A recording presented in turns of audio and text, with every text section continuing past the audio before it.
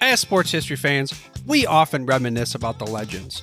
Willis Reed limping onto the NBA Finals court, Kurt Schilling's bloody sock, Kerry Strug's courageous dismount, and so many more. These moments often define sports history. But what about the countless injuries that did not become legends, or careers that were derailed due to inadequate care? That's where this episode's sponsor comes in. Introducing to you, ILP Sports Consultants, your trusted sports injury partner, available 24/7. Brian Maelli at ILP Sports Consultants has over 20 years of experience in the orthopedic and sports medicine industry, and he has worked with athletes across the gamut, from youth to amateurs, professionals, in almost every sport played in the United States of America, accommodating athletes at every stage of their career. This adaptability ensures that ILP services are perfectly tailored to your skill level, no matter where you are in your athletic journey. With ILP, you are in control. Choose the steps that matter most to you. Diagnosis, treatment plan, recovery, or the whole journey. ILP services are tailored to your unique needs. Rushing for care is a common pitfall, leading to future problems. ILP Sports Consultants helps you make the right decisions, ensuring that you receive timely and safe care. And here's a bonus. Brian hosts the Injured List podcast, sharing insights and athlete stories you won't want to miss. Whether you're a concerned parent or grandparent, or an athlete yourself seeking guidance, ILP Sports Consultants is your beacon of hope in sports injury management. Visit ilpsports.com today. That's the letters ilpsports.com. ILP Sports Consultants, where your well-being is the priority and your recovery is the mission. Choose ILP Sports Consultants for a healthier sports journey, helping you get back in the game the smart way.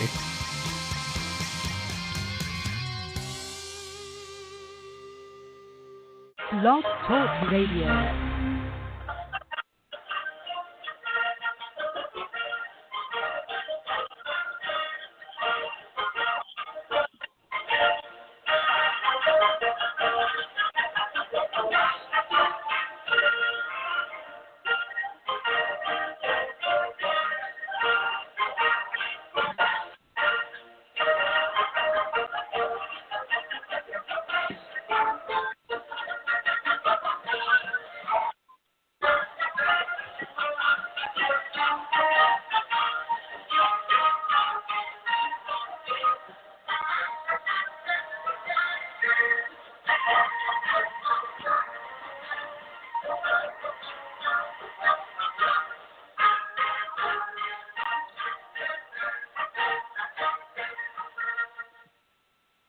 Tonight we'll go back in time, the seasons past, when 22 men graced the rugged fields of yesterday, fighting for one more first down, one more yard gain, one final score, which would bring victory after 60 minutes of battle on the gridiron.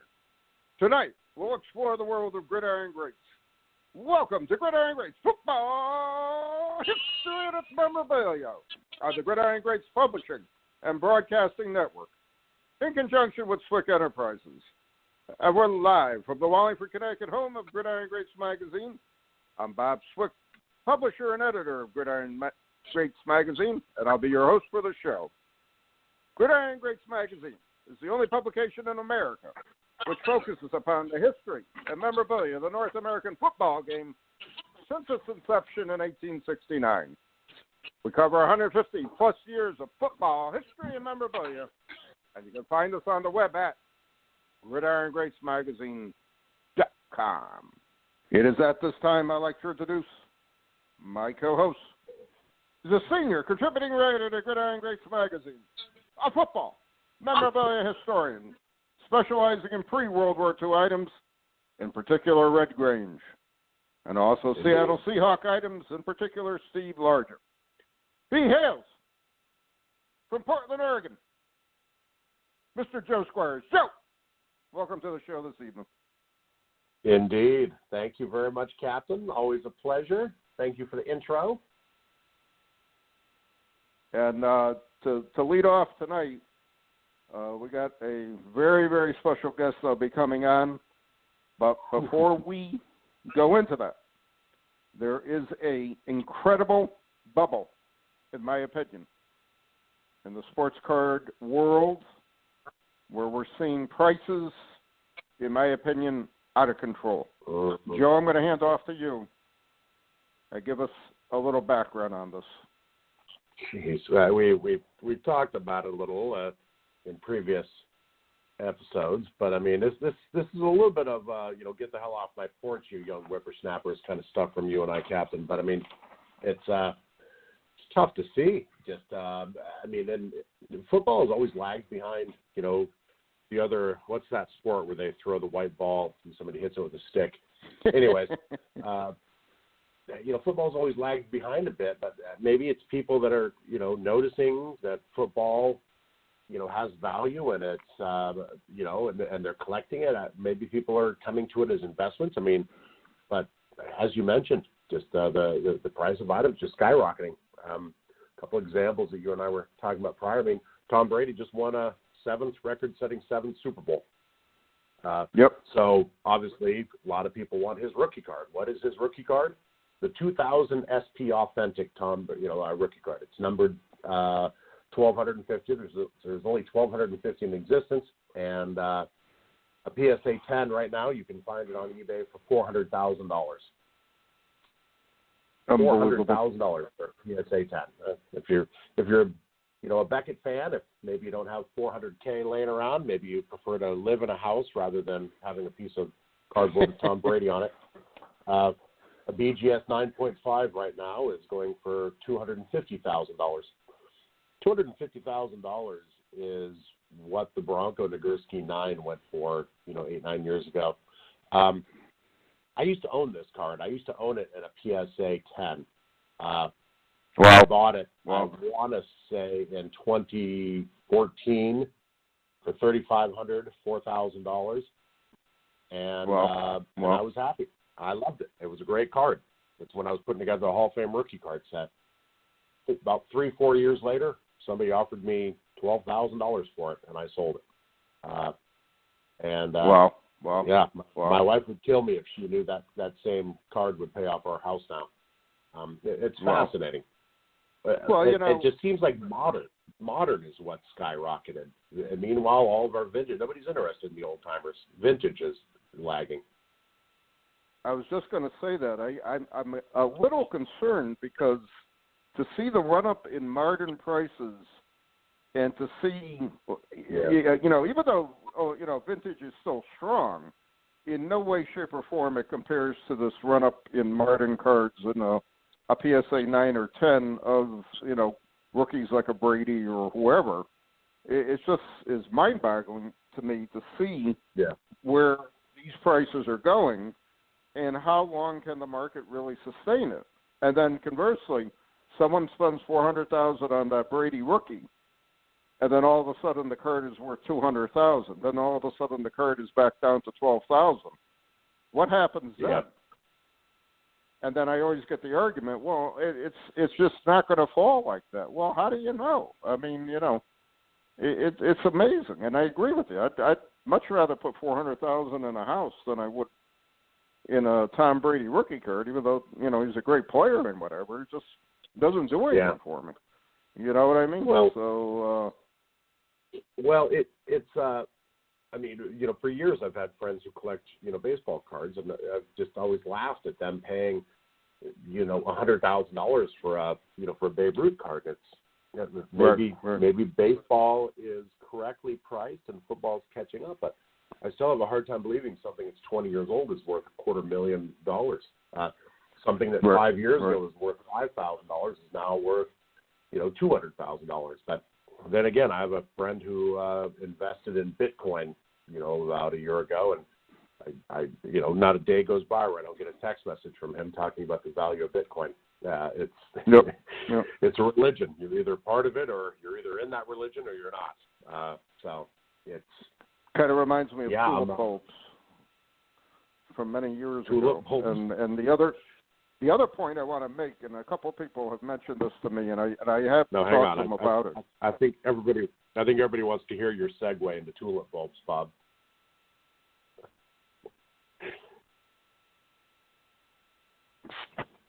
You said it reminds you of tulip bulbs?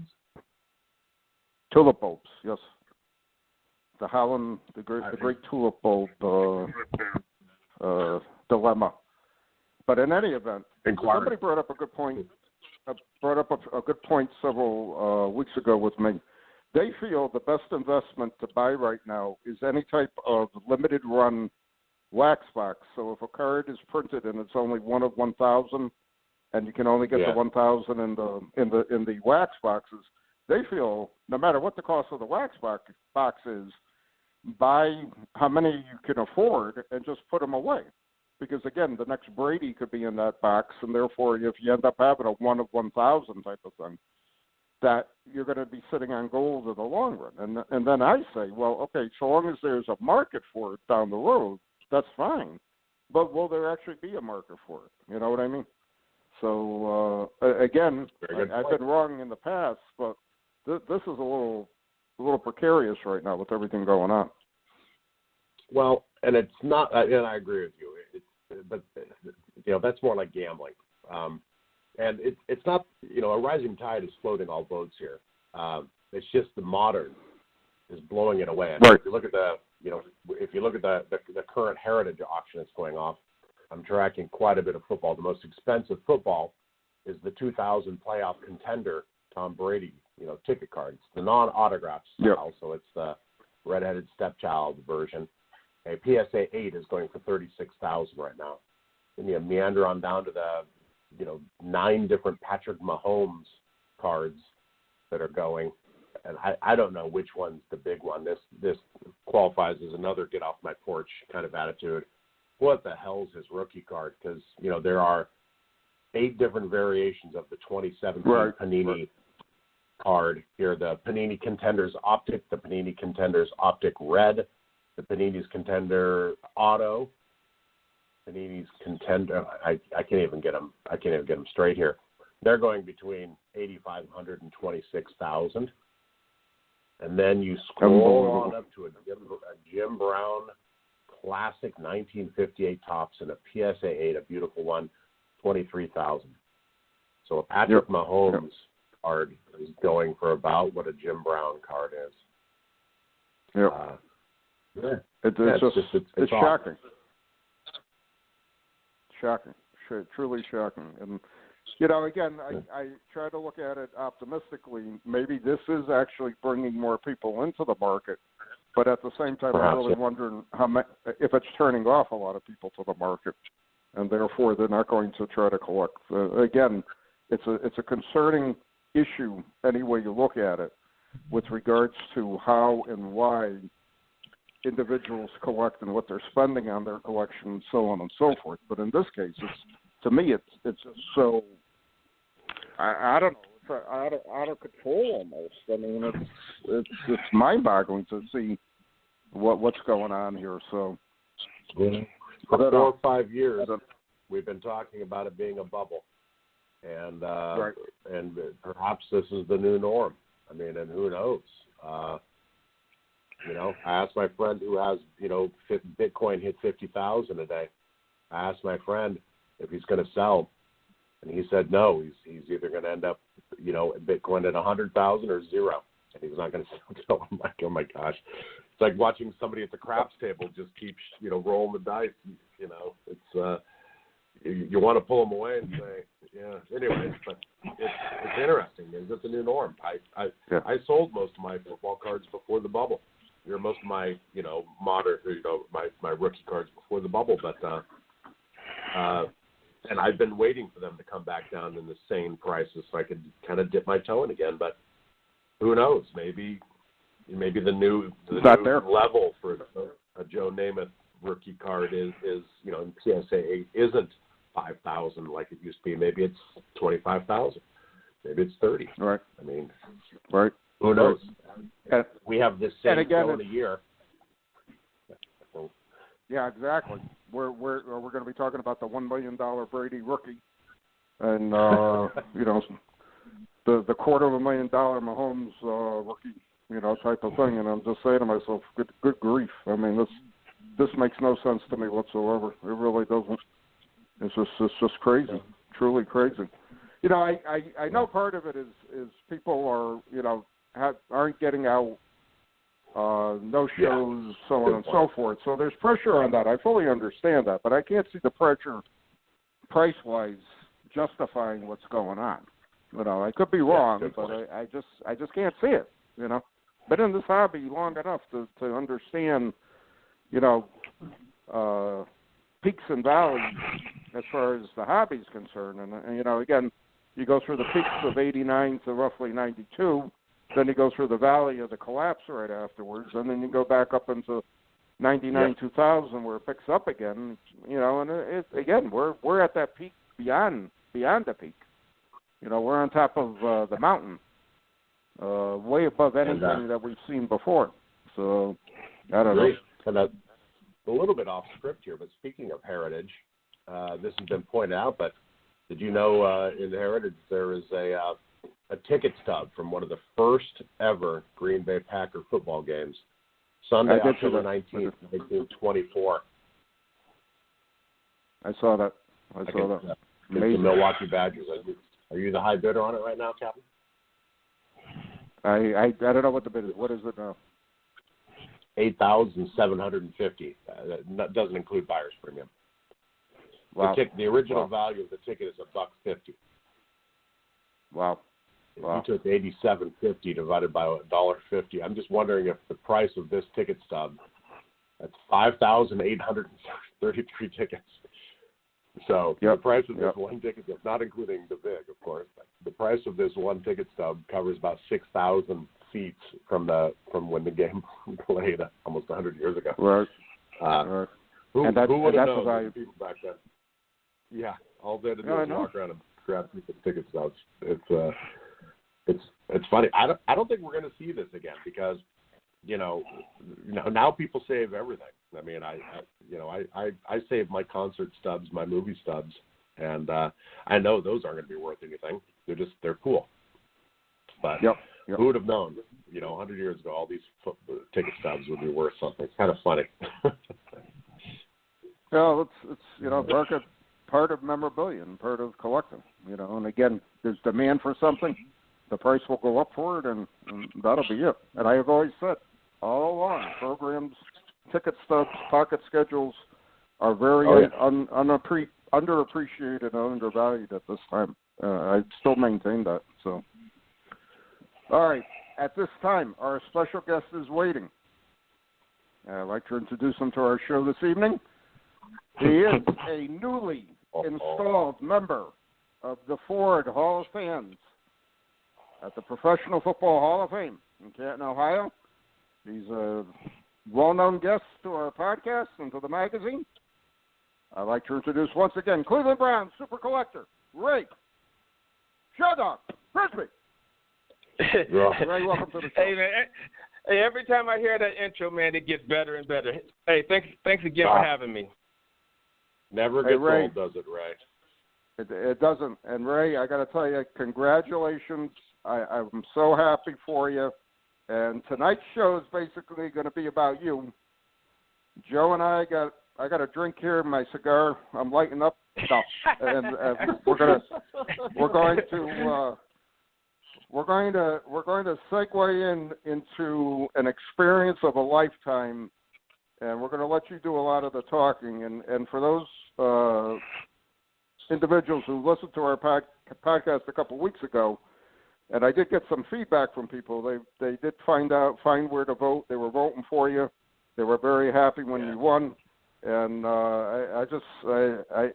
again, my congratulations. So let's recap and give us some background again. A player you know well stopped by your house, and let's start from there again. Okay. One quick thing though, before I start though, I really want to thank. I mean, I have a lot of people to thank, but because this is your show, I got to thank the guys at the Bennett football community, from our fearless leader, the insane Jeff Payne, you guys. I mean, you guys were voting every day like it was your job. I mean, seriously, every day I come on there, all I was saying was, I voted. So, I mean, I have to. I wouldn't be here with this honor if it wasn't for you guys. So thank you. You're welcome. Oh, that's cool. It's our pleasure. No problem. No, we got your I back. think that nickname. Remember that.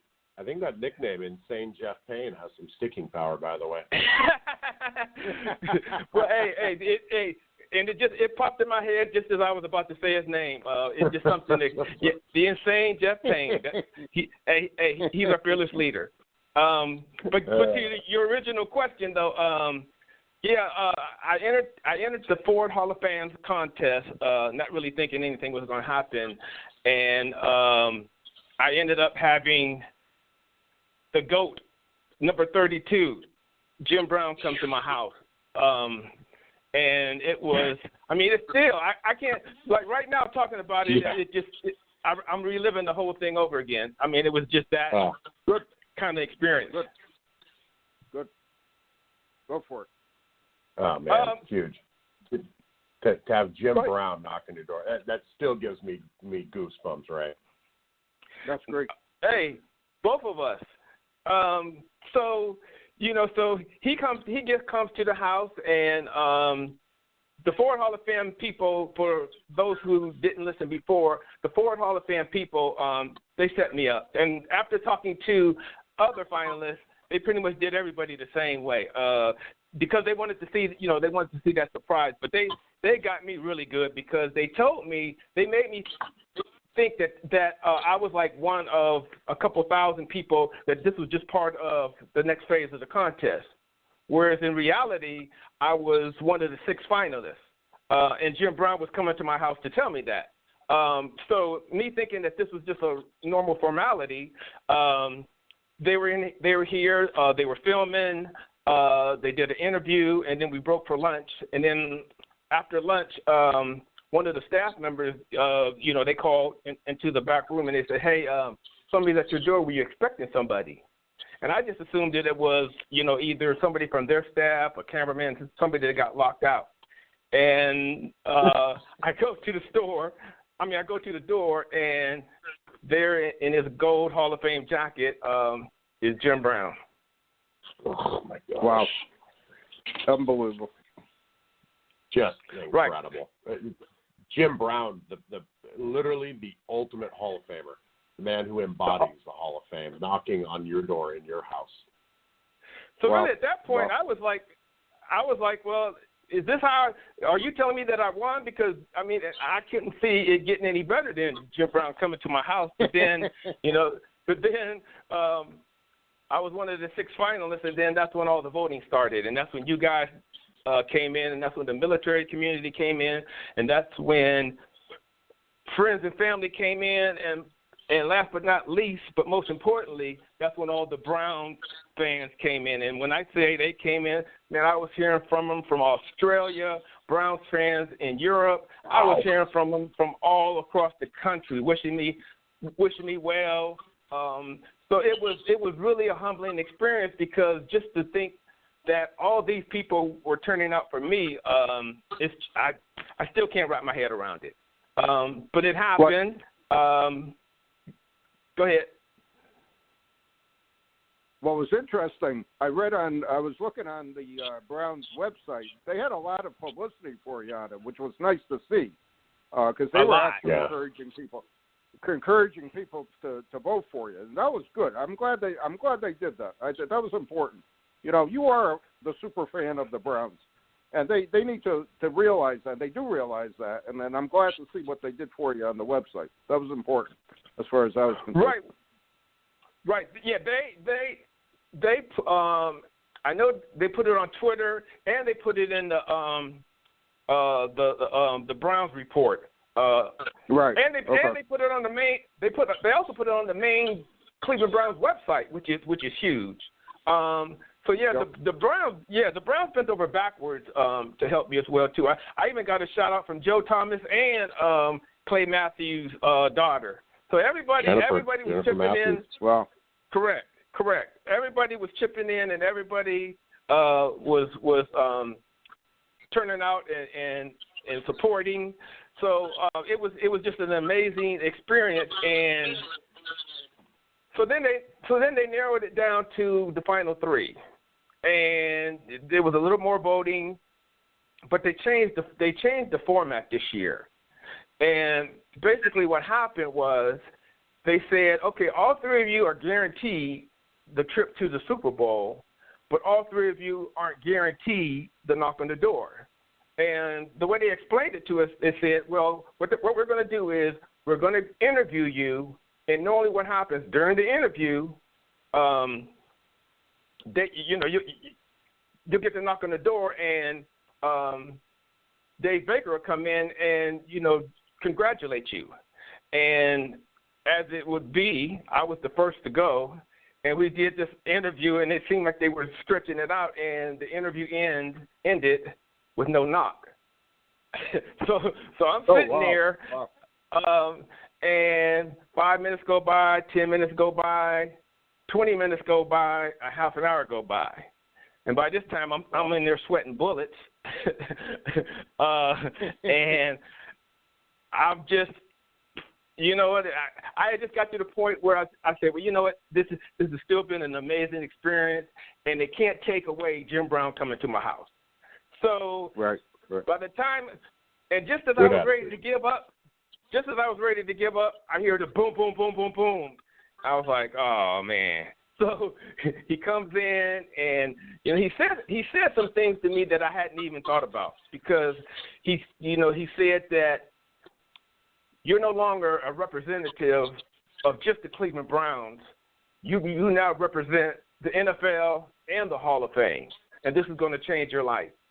And when he said that, I don't know if you've seen the film of me, but it was almost like I felt like a child again, and because I was just expecting, hey, congratulations. I wasn't expecting that, and it just really reduced me to a childlike person, and it really humbled me, and because I never even thought of it like that. So it was a great experience. All three of us ended up going in. So we'll be the class of 2021. Nice. And the Super Bowl, Super Bowl was a great experience, even though it wasn't that great of a game, but it was still a great experience. Look at this, right? He's right. Dave Baker's right. I mean, when he said, a lot of great things will happen to you. I mean, you're on this show again. Right, and I remember the last time you guys told me, you said no one has ever been on this show 3 times, and here I am for a 4th time. You're on a 4th time. You are the only guest I've had in over 10 years of doing this that's been on this show 4 times. So wow, that's great. That's great. I'm glad for you. I want to back up one bit. When they were doing your interview, I'm just curious. When they're doing the interview with you, what were they actually asking you? Or they were just going over the procedures or whatever, or the what's the word I'm trying to use? They were going over the schedule of what was going on. What happened? What actually happened in the interview? No. In the interview, they were asking a lot of just the basic stuff. What would this mean to you if you won it? How would it change? Just those type of questions. And there were a lot of they had, like I said, it was probably about a good 15-minute interview. And I was sitting there and I'm just waiting. Okay, there's going to be a knock, and then it almost seemed like he was looking at his watch, like he was trying to give me more time, but then he was like, okay, we're done. And I was like, oh yeah, I guess I am done. So it was, that half an hour wait was a long wait. Wow, I can imagine. I mean, you have to bet on pins and needles waiting a half hour there. Where did they put you up down there? What hotel? Do you remember? The Renaissance. Oh, okay. You're on the Renaissance. Okay, I know where that is now. Okay. Yeah, nice location. Yeah. Right. Yeah. That's a nice place. Right. It's a nice location. There's a mall. It's almost like the mall is attached to it, and you can see from. Right. I know from my window you could see the stadium. So. Right. Great location. The only thing that was kind of the big luncheon that everybody talked about, where there's like 70 Hall of Famers that attend. Right. That didn't happen because of COVID. So we had to kind of watch it. We had to kind of watch it on the on TV. Okay, because I was wondering how much they were actually going to do, and how limited you were going to be because of COVID-19 and because of whatever their protocols they had down there. So, but that's a nice location to be in, because you are right, in walking distance of the stadium there and everything. So that's cool. Absolutely. Cool. Oh yeah. The Ford Hall of Fame people, they definitely took care of us in terms of accommodations. It's outstanding. That's good. What was it, Ray? What was that knock like? I mean, you described it just kind of as a loud boom, but I mean, Dave Baker's an imposing man. The president of the Hall of Fame. It looks like he's got giant, magnesium meat hammers for hands. What's it like? I mean, just you were expecting the thing is, I had my son-in-law in there with me, and he's the one who actually, the film that you've seen, he's the one who filmed that. So I'm sitting there and I'm just, everything's going through my head, and he jumped up. He said, "Hey, somebody's outside." I said, "What are you talking about?" He said, I seen him walk past the door. So he jumps into the corner ready to film, and I'm thinking, he don't know. And just as as that thought crossed my mind, I heard that big booming knock, and yes, he is a mountain. He is a mountain of a man. And you knew that knock was Dave Baker. You knew that was your time, right? It was either Dave Baker or the Hulk, one of the two. Well, I mean, there's a big difference between room service knocking on your door and Dave Baker with those man hands knocking on your door is what I'm getting at. So exactly, you knew, you heard that, you're like, oh my, I won. I mean, that exhilaration between hearing that knock and answering the door just has to be a blur. Right. That's right. It was. And then, like I said, I'm standing there, and he's talking to me, and I'm listening, but not listening because my mind is just really racing now. But then, like I said, when he told me that that I represent the NFL and the Hall of Fame now, this is going to be life changing. He's absolutely right, because my whole mindset my whole outlook now has completely changed on this award.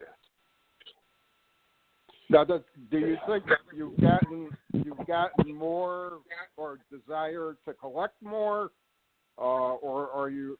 I'm just curious about that. Do you now got to drive? You got holy grails you got to get now, and you will get them because you are in the Football Hall of Fame, so on and so forth. What are your feelings on that, if anything?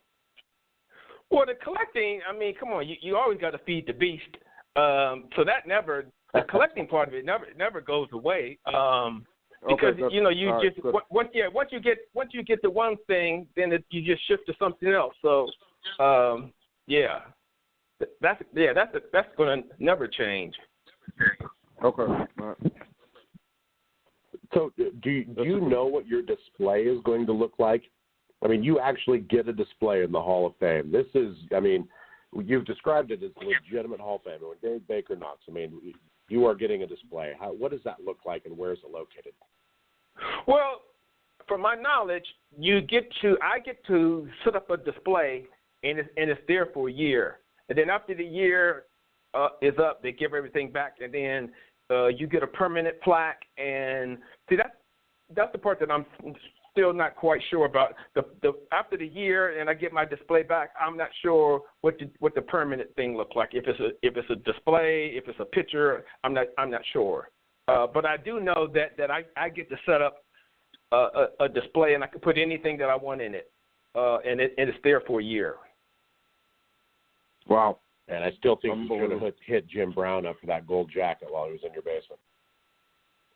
Right. But yeah. I mean, I'm hoping that he's one of my presenters, but you never know. But yeah, that would just top everything off. Wow. That'd be incredible. All right, let's go back to the experience back in Tampa. What other stuff did they have planned for you before the Super Bowl? I know you had some sort of cruise or whatever, around the bay over there. What was that about? Right. And let's talk about that a little. Well, they had an itinerary set up for us, different things to do. They had the NFL experience down there for us, and then but I would say that cruise was the highlight though, because it was kind of like a cruise ship, not quite as big, but it was still a cruise ship, and we all sat down and we had dinner and we had drinks while the ship is going out over the harbor or the bay.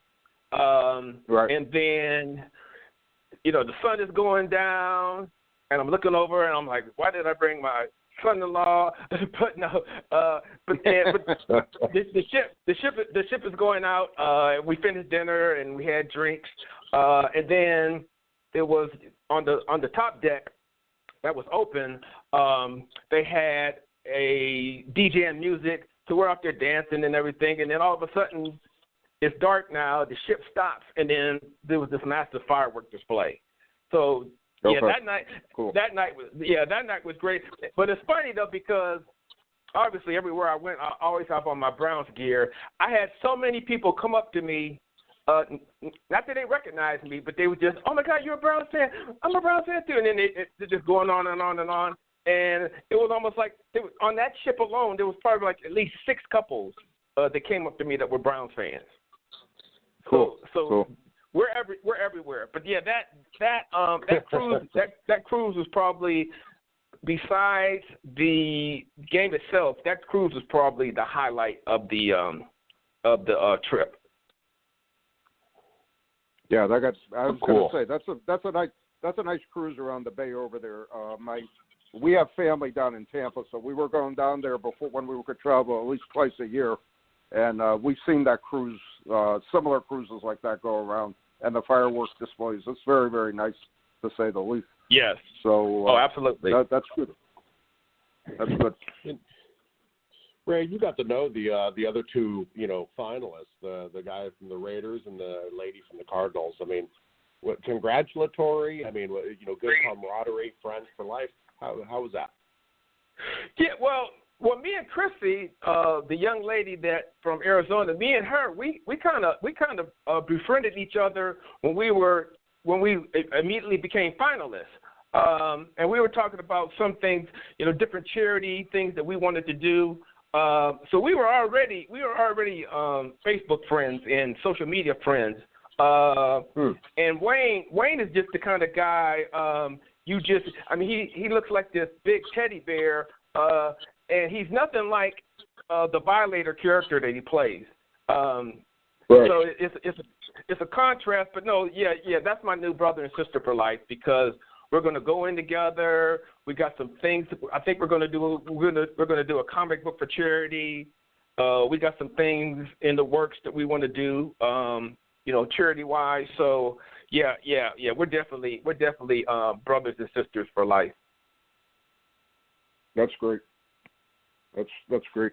I was wondering about that too, and I'm glad there is camaraderie, and there should be, because you guys are all super fans, super collectors, so on and so forth. I can't see why you wouldn't hit it off, type of thing. All right, what else? Before? Go ahead. I'm sorry. No, I was just going to say, and the previous winners, they had all reached out too prior to. Well, some of them had reached out when we became finalists, and then it seemed like the rest of them, when they narrowed it down to 3, the rest of them reached out, and the guy that won from Pittsburgh a year ago, I think, or 2 years ago, he lives about 40 miles from me, so he and I have already planned on doing some charity events as well too. Cool. Can you say again, why do you wear Clay Matthews' jersey? I think I've asked you this before, but I forgot. I mean, and just seeing that reach out from Jennifer Matthews, Clay Matthews' daughter, was really cool. It reminded me of that. Well, I was just wearing it because I knew that he was up and he was one of the finalists. So I was wearing it, in support for him, because I just truly believe he's been long overdue. And he's been passed over for whatever reason, and it's it's his time, and sadly, this was his last year as a regular player. So now he has to go in as a senior. Modern, yeah. Right. So I was wearing his jersey in support of him. You know, hoping that he it would have been so cool if he and I would have went in both this year. That would have been amazing. Yeah, it would have been great to have a Brown, a actual Browns player go in while you're. Yeah, that would be cool. So you got the knock on Saturday morning, correct? No. It was Saturday around. Well, I know we went down there around 3:00. By the time with all the waiting and everything, it was probably closer to 4:30ish, something like that. Was your son-in-law in on it? Did he know you'd been selected? Is that why he was kind of milling around? You'd been. No. None of us knew. He was just there because I wanted somebody to film it for me. So he. I knew that, but I was. Okay. Yeah, you'd mentioned he was kind of looking at his watch or something like that. Like he was. I think you were talking about the other guy. So pretty cool. And it sounded like from what you were saying on VFC, they really took care of you. It's not like they just kind of put you up in a shack. They had your schedule filled. They really took care of you. They gave you good seats. They picked you up on Sunday, and they took you to the Super Bowl. And just that had to be an experience too. No. Let me go back. The Ford Hall of Fans are top notch. We flew first class. A limo picked us up. The top notch hotels. They gave me $1,000 in spending money. So no, when I say the Ford Hall of Fans know how to take care of their people, the Ford Hall of Fans know how to take care of their people. Everything was top notch. Everything. I look forward to a Ford representative reaching out to Bob to become a new Gridiron Greats subscriber and advertiser. I'm glad you brought that up. I'm glad you brought that up though, because just on the Finnish football community, there's at least, just off the top of my head, there's at least 10 guys right now that should be trying this contest next year because there are guys on there, and I'm sure they know it, but then they might not, because they might be like me and just think, well, I just do this because this is what I do. But there are some guys that have some amazing collections, and there's no reason why they shouldn't be on here talking about this the same way that I am. Right. So I just want to put that out there. No, that's very humble of you. Bob has the best seat in the house. He's the one who gets to interview, so many super collectors. Bob's seen it all. The rest of us are, looking at it through the magazine. So I'm sure Bob can rattle off some people, but right. I also think you're downplaying this. You're being humble, Ray. I've been the co-host, of this for a long time, and you've got one of the best collections I've bumped into. Flat out, period. It's amazing. I fancy myself. Truly amazing. I don't have a room like that. I was with pride telling someone about, you telling Jim Brown about something he didn't know about. His wife was like, "Oh, that's cool. We didn't know about that." Not very many people can surprise the player. Steve Largent knocked on my door and came into my basement. There's, well, first of all, I'd abduct him. So that'd be against the law. But there's not much I'm going to surprise Steve Largent with, in my collection. You got an amazing collection, right? Thank you. Yeah. But I guess my point was I don't collect so that I can get the accolades. I collect because it's something. Well, for me, I just feel like I'm the unofficial Browns historian. Yep. So for me, yep. I try to make it more from a historical point as well too, and it's fun. So yeah, it's amazing, truly amazing. All right, so let's because we're got about 15 more minutes, so get into the day of the Super Bowl. What's going on then? What happened? Tell us what's going on. Well, the morning of the morning of the Super Bowl, everybody's running around because we're trying to make sure that the main thing was they had a stringent checklist for entering the Super Bowl, and then we had to make sure that we had our tickets, and we had to make sure we had our masks. So there was just so much extra protocol, that we had to make sure that we could.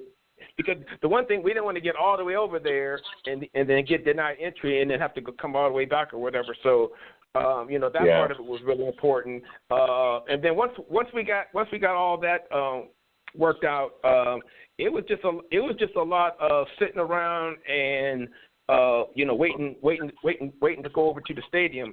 And I was kind of torn because there was a lot of Browns fans down there, and I wanted to go over to the stadium because they were tailgating, but time-wise, there was no way that I would have been able to go over there and get with them and then make it back in time. So unfortunately, I wasn't able to do that. So we just sat around.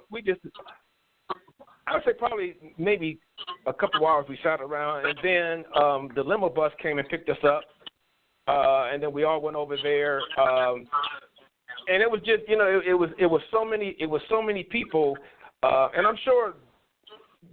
What was it? 24,000 was the final count, something like that. But it wow. just seemed like so many people were in there. It definitely seemed a lot more than what they announced. That was my opinion. Yeah. So. Right. A lot of seat fillers too, though. Right. Right. Right.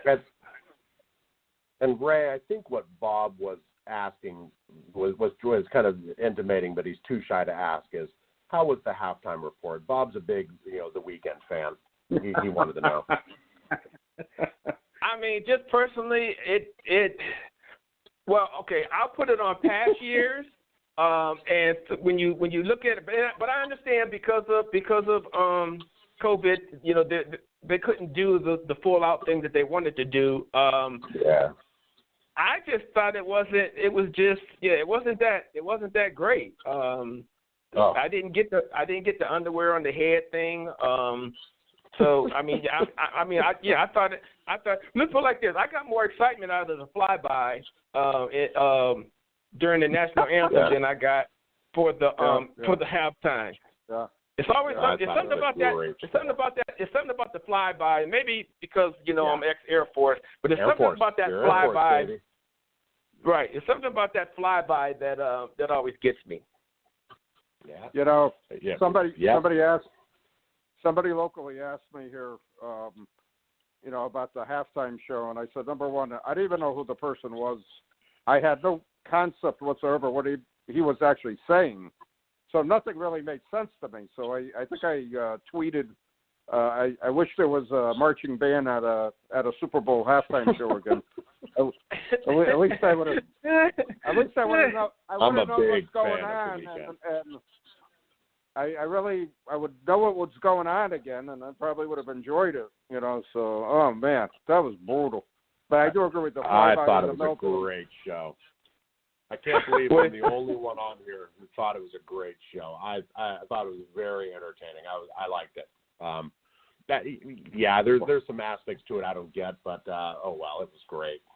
I was impressed. Wow. He was a good entertainer, great singer. Yeah, well, the thing is, go ahead. Did you get paid for saying that?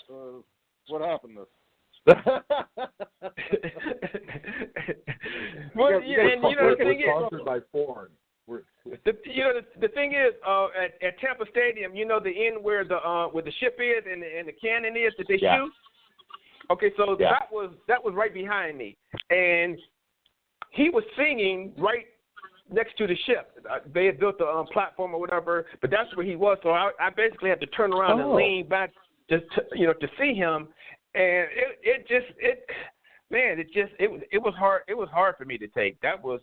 I expected more. I'll just say that I expected more. But the you know, video the you thing had, is, I thought he was at the other end of the stadium. I misunderstood your video. Okay, I thought he was at the other end. oh, well, you know, no. See, I was taping the screen. That was the screen that I was taping. Okay. Right. Okay. Yeah, that My was bad. the big. Yeah, I was taping the big screen. But he was actually right behind me. He probably wasn't even 20 yards to the right of me.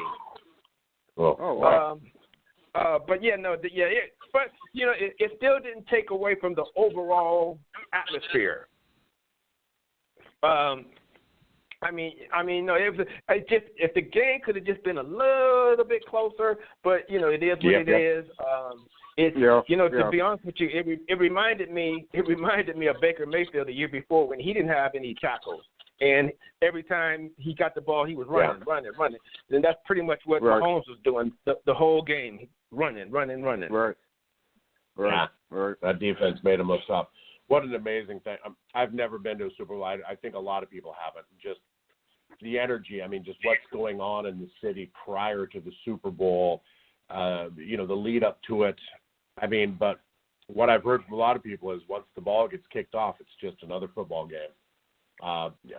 Were you able to enjoy a lot of the pregame activities? The week leading up to it? Well, not only that. Okay, so did you guys watch the halftime show though? I did. Before you watch it. Okay, so did you see all the lights? Did you see all the lights in the stadium? Yeah. And they were changing colors and everything. Okay, so what they did, they put a watch. They put a watch on every chair, and you were supposed to put the watch on. And then what happened was a guy like 5 minutes before halftime. There was a matter of fact, he came. He was like a row in front of us, and he was programming the lights, the watches.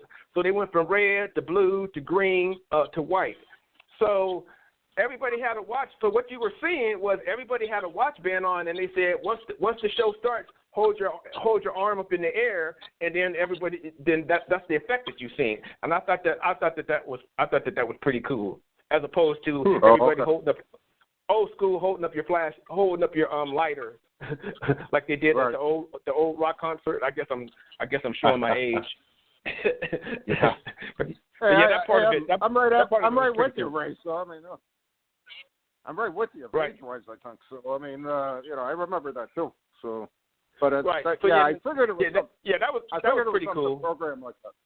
Yeah, that was definitely interesting. Definitely interesting. Right. Now, was it? All right, now we got about 8 minutes. What else? What really stuck out for you for the game? What was the greatest thing that occurred that Sunday for you, as far as pre-game, post-game, during the game, whatever? Well, I mean, I got to witness modern day. Tom Brady doesn't have any peers anymore. I mean, you know, he 7-time Super Bowl champion. So. That kind of ended that debate. And noted that I said modern day because you know Otto Graham still won 10 straight championships and won 7 times. So, but we won't go into that. We won't go into that right now. I did get a chance to witness. I got a chance to witness history.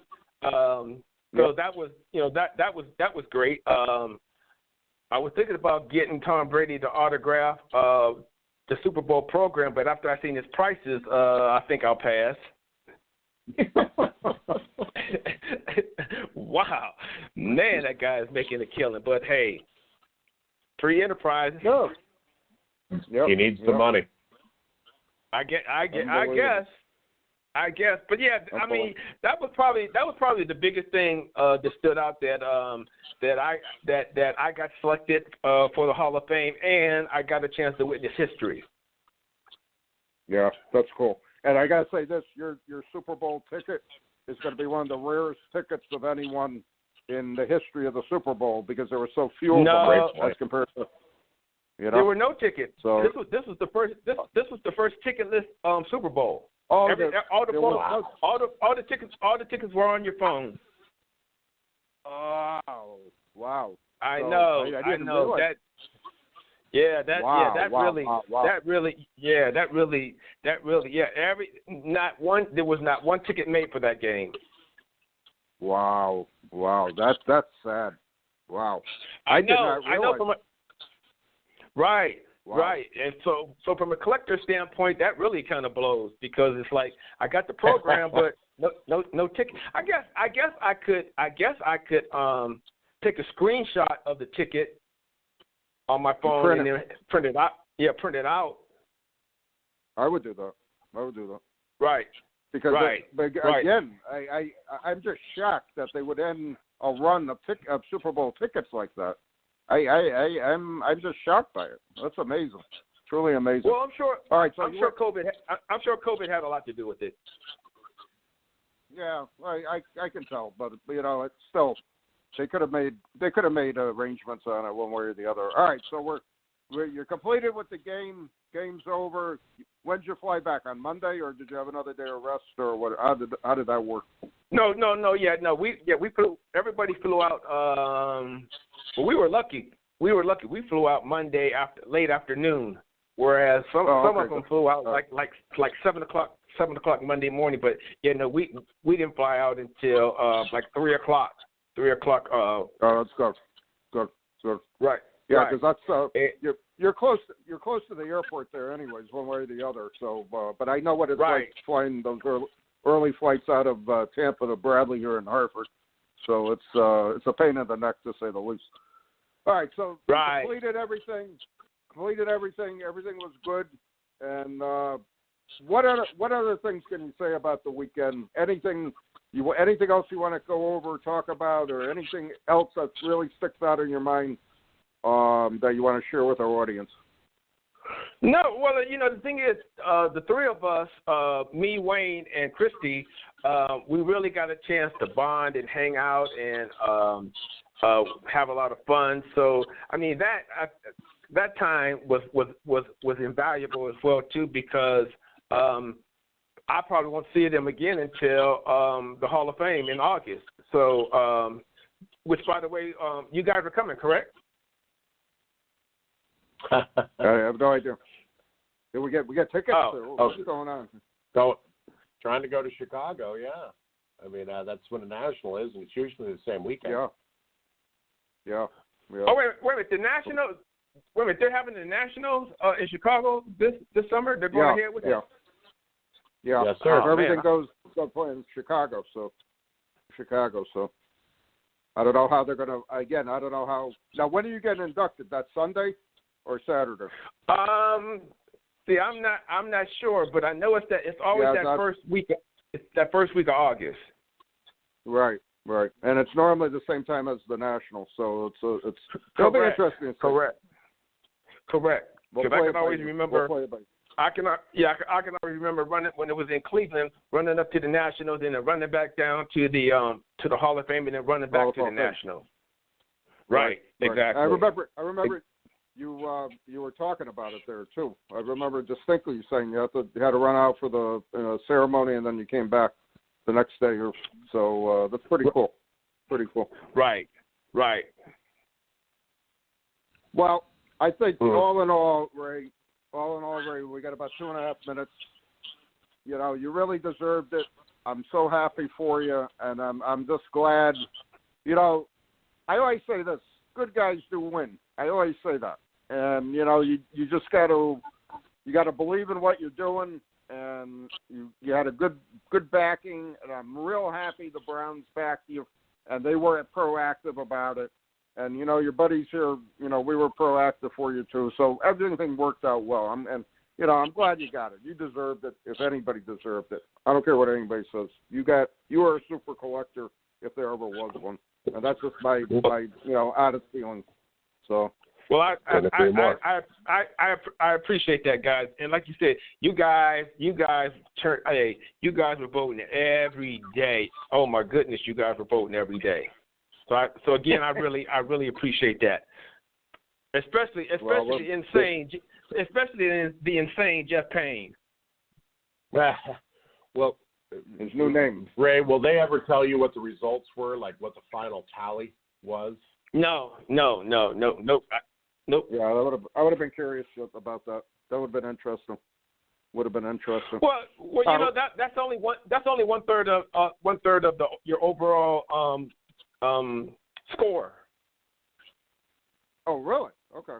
All right. Yeah. So you could have maxed out. You could have maxed out in the voting, but then the other 2/3, you could have bottomed out, and so. But they don't share that information. All right, I didn't know that. All right, we got about 45 seconds. Great. Final thoughts. If you have a chance, next year, I believe September they start advertising it. If you get a chance, if you have a chance to enter the Ford Hall of Fame contest, please go for it. You have absolutely nothing to lose and everything to gain. Sounds good. Good advice. Sounds I good. like that. Ray, Sugar, Frisbee. Going to the Pro Football Hall of Fame, the Ford Hall of Fame. Ray, thanks for being on again. Congratulations. I'm very happy for you. Hey, thanks, guys. Well deserved, sir. All right, we're down to about 35 seconds. If you're not a subscriber to Gridiron Greats Magazine, what are you waiting for? GridironGreatsMagazine.com. In 5 seconds or less, wrap it. What an amazing guy. What a humble, amazing guy. Couldn't be happier for Ray to win that. Me too. That's it for our podcast tonight. Thanks for listening. We'll be back hopefully in about a week or so with another episode. Until then, take care.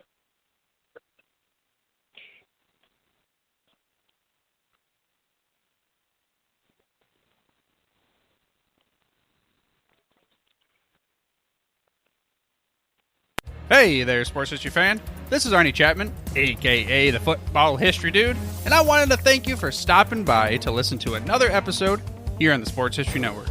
Our podcasters are passionate about uncovering and sharing sports stories from yesteryear. And if you didn't know it already, we have over 30 shows across the network covering all sorts of sports history topics.